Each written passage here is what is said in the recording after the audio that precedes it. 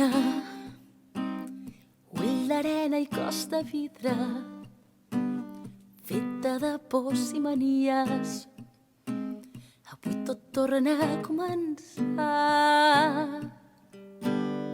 Nina, els núvols dansen quan camines, al teu voltant és una fira. Bueno, buenos días, ante todo, y gracias por estar aquí con nosotros. Dime, Paula, ¿tú quién eres? Yo soy una chica de 21 años que, bueno, desde siempre he vivido en Culera y me he criado en una granja tan normal, tan pequeña, con sus vacas, sus ovejas. Bueno, tan normal, no todo el mundo, ¿eh? Muchos quisiéramos, pero... En un pueblo sí, muy normal. Y nada, con un sueño que desde pequeña de volar, de querer ser piloto de avión. Y he enfocado toda mi vida, todos mis estudios y bueno, todo lo que hacía a ello para ir a hacer la carrera y volar. Lo que pasa es que he tenido algunos imprevistos, algunas complicaciones en el camino, pero bueno, estoy en ello, ¿no? Es importante, tú tienes ese sentimiento, ¿no? Que vas en esa dirección. Tengo la espina esa que digo, aunque haya hecho un parón en el tiempo, yo la tengo que hacer y me iré a estudiarlo, aun me salga bien o me salga mal, da igual, yo iré a hacerlo.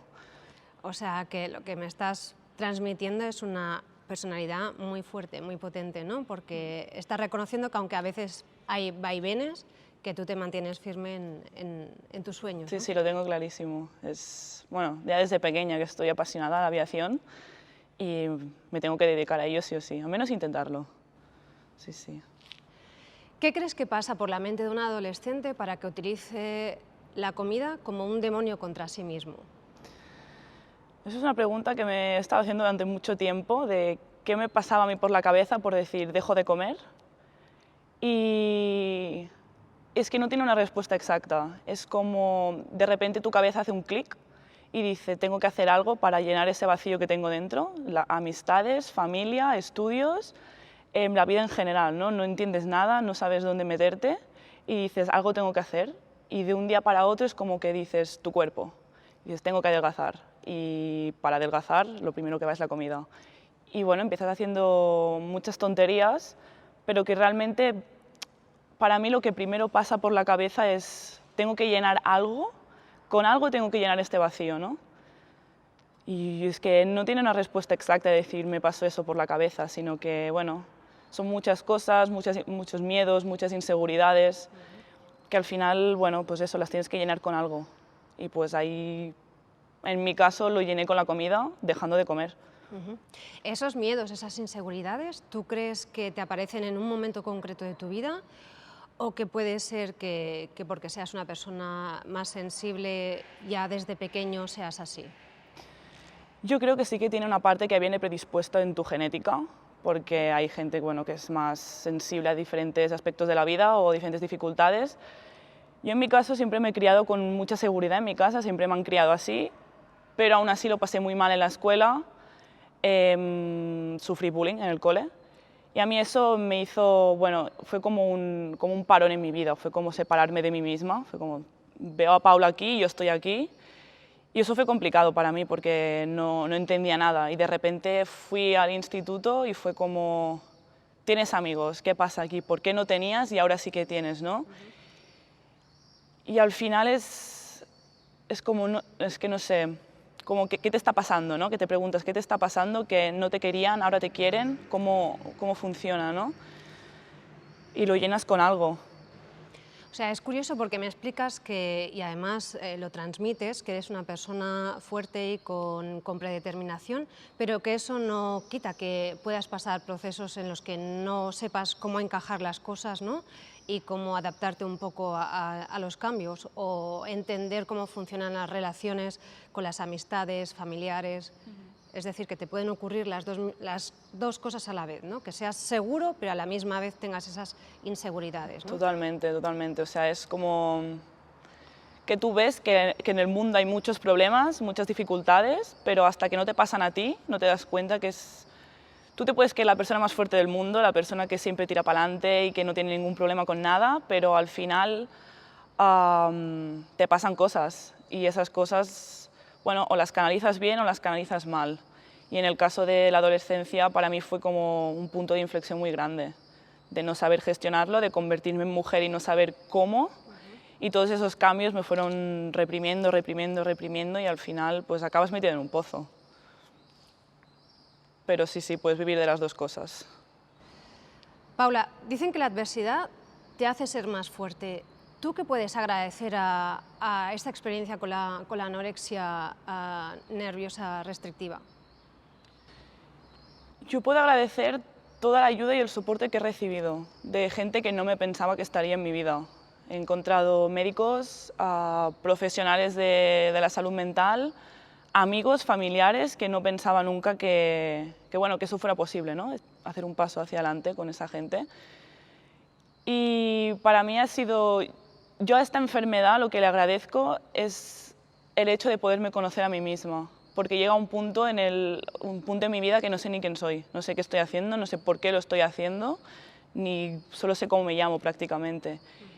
Y yo se lo agradezco mucho a la enfermedad por haber conocido gente maravillosa, por tener recuerdos que no me olvidaré nunca, experiencias duras, pero que no me voy a olvidar nunca, y gente que me ha llevado, bueno, que para mí, aunque no mantenga el contacto, es gente que yo sé que tendré para siempre, ¿no? Cosas que he aprendido muchísimo de la enfermedad y sobre todo lo que más me llevo es eso, ¿no? Que he aprendido muchísimo de mí misma. Una pregunta, Paula. A veces cuando se hacen este tipo de preguntas se habla como en el pasado, como si fuera una evolución que ha tocado a su fin. Pero este tipo de enfermedades alimentarias, de trastornos alimentarios, ¿tú consideras que es un proceso que siempre lo tienes allí presente de alguna manera? Yo creo que sí. Para mí es una enfermedad crónica, no me voy a olvidar nunca de mis demonios, de mis problemas que tengo con la comida, pero sí sé que llega un punto en el tratamiento y en el proceso donde tú lo puedes controlar y tú eres capaz de, cuando te viene esa voz que te dice no te comas eso, tú dirás no, me lo como porque me toca. Y es un aprendizaje, ¿no? Al final es como aprender a leer, llega un punto que sabes leer, te guste más o te guste menos, pero sabes leer. Para mí es lo mismo, ¿no? Me guste más comer o me guste menos, sé que tengo que comer y sé cómo tengo que hacerlo porque me están enseñando otra vez a hacerlo. Pero sé que no, jamás podré decir, ya está, fue una cosa de cuando tenía 20, 14 años y ya está, no. Para mí es una cosa que llevaré arrastrando toda la vida y cuando tenga dificultades yo sé que esto me va a volver a comer la cabeza. Vale, es clave lo que estás explicando porque es cierto que cuando empiezas a entender más cómo funcionan este tipo de trastornos, sabes que es una cosa que te puede aparecer en diferentes momentos de tu vida, ¿no? Que puedas tener lo que le llaman las recaídas. Pero al final es lo que comentas, que consigues tener muchas más habilidades, te conoces muchísimo más a ti misma, entonces es como que se te encienden los pivotes y dices, ahora tengo que hacer esto, ¿no? Tengo que actuar para evitar acabar otra vez en ese... Y ya sea un tema de trastorno alimentario, o sea, un tema de ansiedad o cualquier otro tipo de desorden de esta clase. O sea, que yo creo que es básico poder dar ese mensaje, porque a veces se tiene en mente que es una cosa que una vez se supera, ya está, ya no tiene por qué volver a pasarte. Y cuando tienes una recaída es en plan de, es que no saldré nunca, ¿no? Porque he vuelto a caer. Pero no es cierto, forma parte de la recuperación el hecho de ponerte a prueba con más recaídas y saber que esas las puedes ir superando porque ya no eres la Paula de antes, ya tienes unas habilidades, una capacidad que antes no las tenías. Y un aprendizaje, ¿no? Y un aprendizaje. Sí, sí. Lo usas como una alarma al final. O sea, cuando te viene esa voz en tu cabeza dices, vale, me está pasando, ¿qué tengo que hacer? Céntrate. Y vuelves a coger todas esas habilidades, todo lo que has aprendido para volver a centrar tu cabeza y hacer las cosas como tocan, ¿no? Sé que no eres muy partidaria de dar consejos, pero si nos pudieras dar algún consejo y sobre todo a todos los chavales y chavalas que nos podrán ver, nos podrán escuchar, ¿cuáles serían? ¿Qué referentes tienes tú en tu vida que hacen que esto lo puedas sobrellevar muchísimo mejor y acabar con éxito? Un consejo. A veces es complicado, porque no sé darme consejos ni a mí misma, ¿no? Pero yo les diría que fueran honestos con ellos mismos. Para mí la honestidad y la sinceridad con uno mismo fue la clave de empezar mi recuperación. En el momento que te das cuenta que tienes una dificultad, afrontarla, coger ese miedo que tanto te da hacer una cosa y compartirlo, sobre todo compartirlo, hablar las cosas. aunque sea sin esperar respuesta, ¿no? Pero coger a un amigo, coger a una amiga, a tu padre, a tu madre, a tu abuela, a quien sea, a un profesional y compartir lo que te está pasando. Porque al final parece que no, pero nos creemos que podemos con todo nosotros solos, que somos unas superheroínas y unos superhéroes, pero no es verdad. Y para mí el gran consejo que a mí me dieron es comparte todo lo que te pasa por la cabeza. Tanto el primer día que llegué en esta clínica fue como, Paula, todo lo que te pase por la cabeza, cuéntalo. Y eso fue mi salvación, de cualquier locura que se me ocurría, contarla. Y ser honesta conmigo misma sobre todo. Jo, pues es un mensaje muy potente. Hace un rato me has estado hablando de que tú pasaste la experiencia del bullying, que estos últimos años la verdad es que pones las noticias y cada X tiempo aparece. ¿Qué crees que nos queda por mejorar las escuelas para que cuando se dan ese tipo de situaciones las podamos resolver mucho mejor de lo que lo hacemos? Vuelvo a lo mismo, la comunicación. Cuando ves que un niño o una niña empieza a callarse, que no habla, que la ves sola en el patio, en el recreo, en clase, con sus compañeros, un profesor ya lo ve, o una profesora, que a ese niño le pasa algo, ¿no? Algo sucede. Poder comunicarte con ese niño o con esa niña, para mí es la clave. ¿Qué te está pasando? ¿Cómo te está pasando? ¿Quién te está haciendo eso? ¿Cómo te sientes? ¿No? La pregunta ¿cómo te sientes? Preguntárselo, me hubiera encantado que me lo preguntaran, ¿cómo te sientes? ¿No? Y no lo recibí.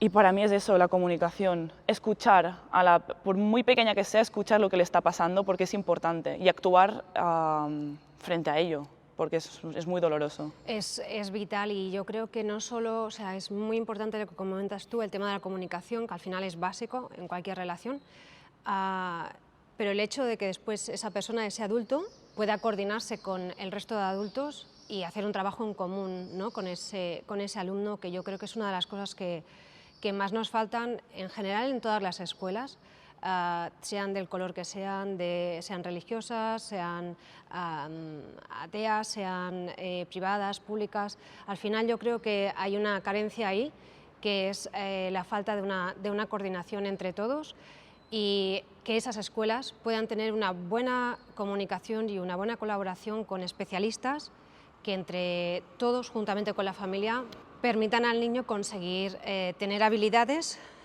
mucho antes no tener que esperar a cuando llegan a ser adolescentes, sino que empiecen a tener habilidades personales ya en una edad muy temprana, ¿no? Sí, sí, totalmente.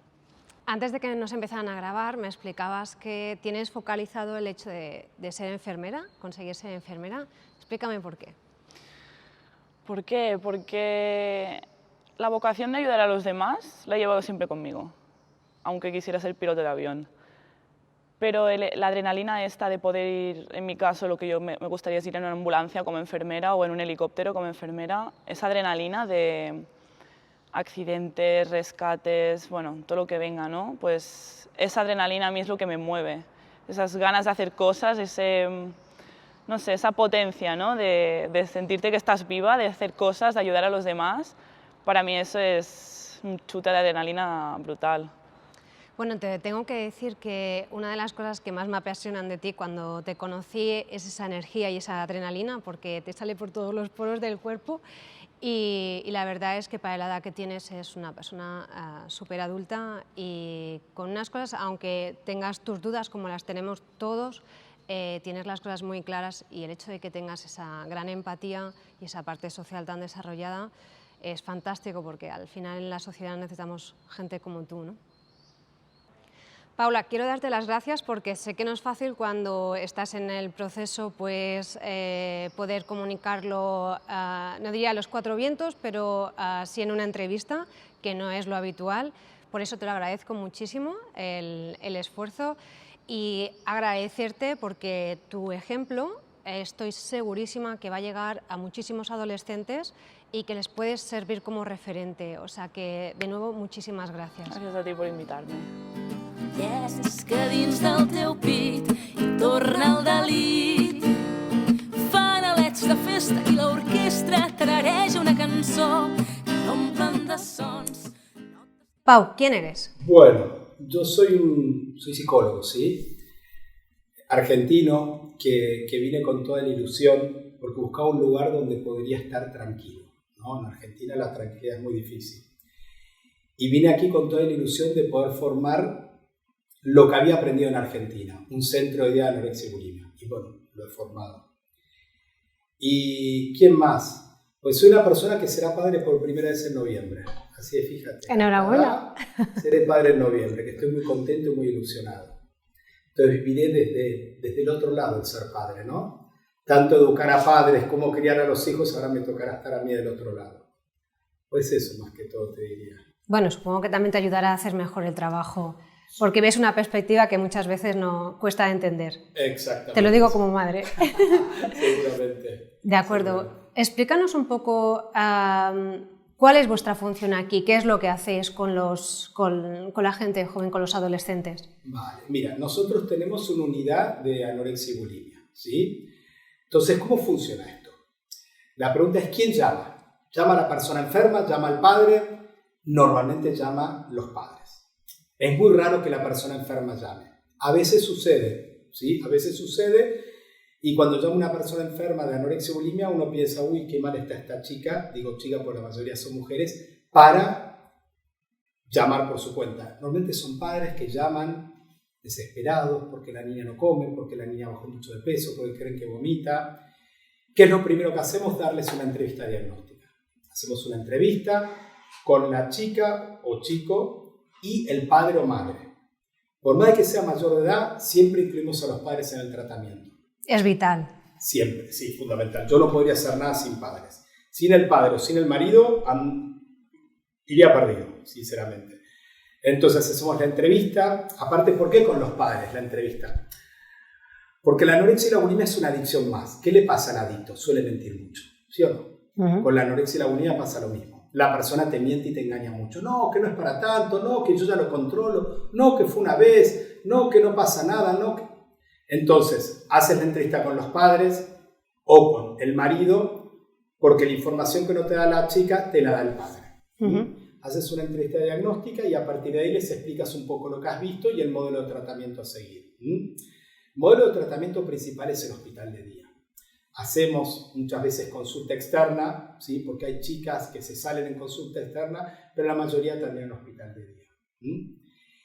¿Y qué hacemos dentro del hospital de día? Somos un equipo de, lo que es hospital de día, somos un equipo de 4 psicólogas, y las chicas al principio vienen de lunes a viernes de 9 a 6 de la tarde. Pasan todo el día ahí, más allá de tener sus ingestas, lo que tienen es mucha contención. ¿Qué es la contención? La terapia grupal, que es la base del tratamiento. La base del tratamiento es la terapia de grupo, es lo mejor. Entonces tienen terapia grupal a la mañana, terapia grupal a la tarde, ¿sí? Una actividad a la mañana, actividad a la tarde, actividad que puede ser teatro, como hoy las viste las chicas que bajaban de teatro, sí. Como puede ser arteterapia, como puede ser muñecos de barro. Y también incluimos a los padres, los cuales vienen a reuniones 2 veces al mes, que son fundamentales, ¿no? Las reuniones para ver cómo fue la hija, cómo fue, etcétera, etcétera. Ahora, ¿qué es lo particular que tiene esta enfermedad? Lo particular que tiene esta enfermedad, va a sonar medio feo lo que voy a decir, es que la persona que la padece no se quiere curar. Dirás, ¿cómo es eso? Porque se quiere curar de esta forma, yo digo. Es como que quieren arreglar su estado de ánimo, porque su estado de ánimo está fatal, porque están muy inestables, muy irritables, muy aisladas del mundo, pero no quiero comer esto, lo otro, pero no quiero engordar. Por eso yo digo que no se quieren curar. Es como que tuvieran 2 vocecitas en la cabeza, ¿no? Yo siempre hablo del angelito y del demonio. Un angelito muy chiquitito que les dice, hey, que no es normal lo que te pasa, ¿eh? No es normal que todo el día estés pensando en la comida, no es normal que comas tan poco, por algo será que te dicen que estás tan delgada, no es normal que te venga la regla, no es normal vomitar, pero una voz enorme que les dice, ay, no pasa nada, el padre es un pesado, la madre también, tú ya lo controlas. Hablo como una metáfora, no es que estén escuchando una voz real. Entonces, eso es para mí lo más particular que tiene esta enfermedad. Que tú trabajas al principio con un paciente que viene obligado a tratamiento. Ya sea de las buenas o las malas. Obligado porque, niña, tú tienes 15 años y no te queda otra. O obligado como diciendo, porque nos ha pasado, mira, si no empiezas tratamiento, el marido que le dice a la mujer, yo no vivo más contigo. Entonces al principio empiezan obligados, y esto sí que es extraño, porque normalmente cuando uno tiene un hijo enfermo, ¿qué pasa? El hijo dice, mamá, ¿me llevas al médico? Acá no, lo llevan obligado. El enfermo, la chica enferma, odia a la mamá o al papá que lo trajo obligado, odia a los terapeutas que las están tratando, y odian a las chicas del grupo. Pero tú vas viendo como con el tiempo empiezan a ver el beneficio, ¿entiendes? Pero eso lleva su tiempo. Por eso es un tratamiento largo. Un tratamiento de control de 3 a 4 años. No es que sea un invento nuestro esto. La misma Organización Mundial de la Salud plantea que un tratamiento para adicciones tiene un control de 4 o 5 años. ¿Sí? Eso es un poco lo que hacemos aquí. También hacemos trabajo de prevención. Vamos a dar charlas en los colegios, en los institutos para explicar lo que te comentaba recién. El ideal de prevención, que es muy difícil encontrar aquí, sería hacer prevención con los padres, para hacer una prevención primaria, para que sepan los padres cómo pueden evitar estas enfermedades. Cuando vamos a los institutos, lo que hacemos es más prevención secundaria, que sepan cómo es esta enfermedad, en qué consiste, que la puedan detectar y que puedan informar. ¿Sí? Eso es un poco el trabajo que hacemos, y así llevamos 20 años. 20 años trabajando con esto, con trastornos alimentarios. Me comentabas antes que habéis detectado un aumento que incluso decías que puede ser hasta por 4, que se había cuatriplicado el número de casos de adolescentes que os llegaban en este periodo de COVID. Explícanos cómo os llegan y por qué se está dando ese aumento. Eso fue impresionante. O sea, este año fue algo increíble. O sea, no se puede creer, ya te digo, de tener 1, 2 consultas al mes, 3, a tener de repente 3 por semana. Y todos los pacientes que venían, casi todos, cuando le preguntabas, ¿cuándo es que empezaste a preocuparte por la comida, por el cuerpo? En marzo, con el confinamiento. ¿Por qué pienso que esto ha aumentado? Porque claro, pobres adolescentes. Los adolescentes han encontrado encerrados, sin contacto físico, sin salir, sin ocio, entonces aislados, se han encerrado, ¿me entiendes? ¿Y qué han buscado? Han buscado como refugio, pues mira, me cuido con la comida, me cuido con el deporte y ahí me engancho. Pero es que no hay otra explicación, es el confinamiento, porque en 20 años nunca ha pasado esto, nunca. Fue este año que explotó terriblemente, y es este confinamiento. Esta inseguridad, pobres chicos, ¿no? Hoy irás al cole, no irás al cole, qué es presencial, qué es virtual. Vivir en esta inseguridad, vivir en este no contacto, no diversión. Y a mí, ya te digo, a mí me toca anorexia y bulimia, pero todos los trastornos mentales han aumentado. Tú ves como los chicos también están mucho más agresivos, ¿no? Porque lo hablo con las pacientes aquí y te cuentan, sí, ahora la gente está más irritable, más agresiva, más tensa. Yo creo que todos nos ha aumentado un poco el malestar general. ¿Me entiendes? ¿Y qué podemos hacer? ¿Qué podemos hacer? Mira, hay una palabra que suena muy tonta, pero hay que pensar que esto es una adicción. Fíjate, ¿no? ¿Qué significa la palabra adicción? Falta de comunicación. ¿Qué podemos hacer? Comunicarnos con nuestros hijos. ¿Y qué es comunicarnos? Primero de todo, tener un momento de poder estar todos. Que antes, ahora se intenta, era la cena. La cena estaban todos reunidos, ¿no? El padre, la madre y los hijos. Poder hablar. ¿Cómo estás? ¿Cómo te fue? Comunicarnos también implica poder poner límites a estos hijos. Porque también es algo que, cuando alguien me pregunta, ¿cuál crees que es la causa de esta enfermedad? Es multicausal, ¿no? Disculpa que cambie de tema. Es multicausal esto, pero piensa que si hay una carga genética que uno siempre normalmente encuentra, familiares con antecedentes depresivos o de adicción, ¿sí? Hay una presión social que es evidente, si estás delgada te querrán, pero bueno, esta presión estamos todos expuestos. Pero sí lo que uno encuentra a nivel familiar es que la comunicación en la familia no funciona bien. O sea, los padres no saben comunicarse, los padres no saben poner normas o límites, que es importante. Esto encuentras muchísimos padres que les dejan hacer a los hijos lo que quieran, cuando quieran, como quieran, y esto te genera una incertidumbre, muchas veces una baja autoestima, y de uno engancha con anorexia y bulimia, ¿no? Yo digo que el límite es como ese árbol que le pones un tutor para que crezca ¿correcto? Por límites, o también te encuentras padres que sobreprotegen mucho al hijo, entonces también terminan generando un chico que está acostumbrado a tener el bastón, que es el padre, y cuando no lo tiene cae, y ahí tenemos también una caída de autoestima, y por ende uno puede enganchar una anorexia, una bulimia, porque como no dije anteriormente, pero la base de este trastorno mental, la base de cualquier adicción es la baja autoestima. Y los padres pueden ayudar en el desarrollo de que tengan una buena autoestima estos hijos, pero la base es la comunicación, poder escuchar, poder hablar, poder dialogar, eso es importantísimo. Y es una etapa dificilísima, porque lo ves con todos los padres.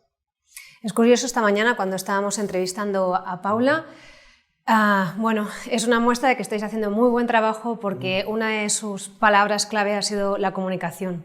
O sea que aprovecho para darte las gracias porque hay muchísima gente que desconoce en qué consiste toda esta problemática de desórdenes de alimentación en los jóvenes y espero que de esta manera pues, podamos abrir ventanas y poder curiosear y aprender mucho más de todo ello. Muchas gracias. De nada. Muy bien. Filen per l'orella i li pinten tabassades.